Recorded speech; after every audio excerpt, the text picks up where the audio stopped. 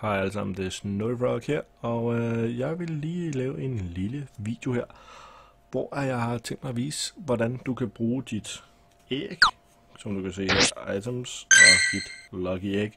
En god måde at bruge det på, det er ved at tage en masse evolves. Jeg har samlet en rigtig masse candy her, som I kan se. Jeg har faktisk samlet sådan, så jeg kan evolve 2 Caterpies. Jeg har candy nok til, at jeg kan evolve 27 Weedles, men jeg har faktisk kommet til at sende for mange til professoren, så jeg har kun 25.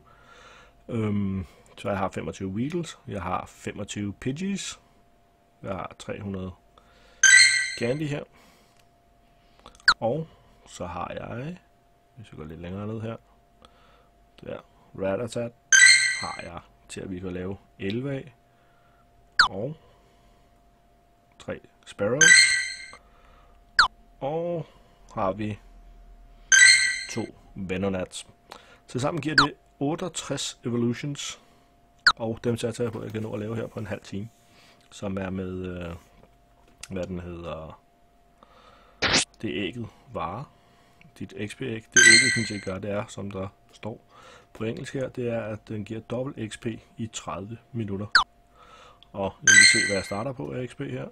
Og lige om et øjeblik, så starter jeg den med ægget, og så ser vi, hvordan det går. Om jeg når at få de samtlige 68.000 experience og en helvedes masse levels.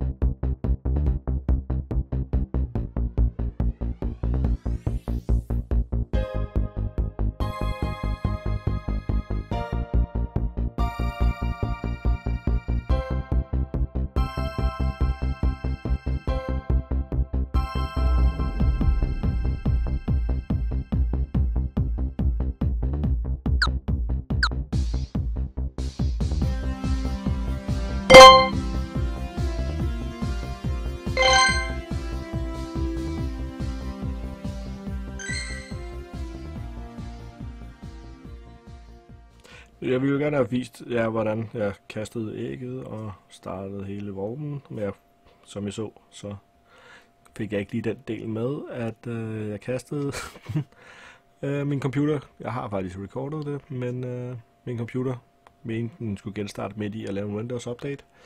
Så jeg har filen, den er corrupted, så jeg kan ikke rigtig bruge den her i redigeringen, så det er derfor, der kun er slutningen af videoen med. Desværre.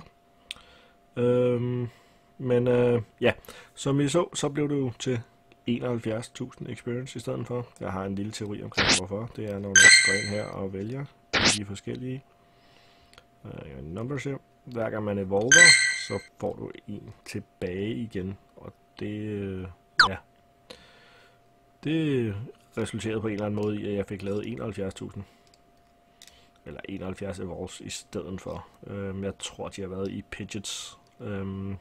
Jeg havde ikke rigtig nok af de her til at lave flere. Men jeg har talt forkert, det kan selvfølgelig godt være. Jeg ikke havde 25, men jeg har 26 eller et eller andet. Og så tror jeg da også, der var en i Rattata til Eradicate. Hvis jeg ikke regner helt forkert. Fordi der var 4 tilbage, jeg mener vi havde 189. Men på den måde ikke en dårlig måde at få en masse experience på. Så husk at subscribe her, og ja, det tog mig noget tid at samle dem, men det var hyggeligt at sidde med familien i Søndermarken alligevel, så win-win situation. Husk at subscribe, og her om lidt så kommer der et fun fact. Hej.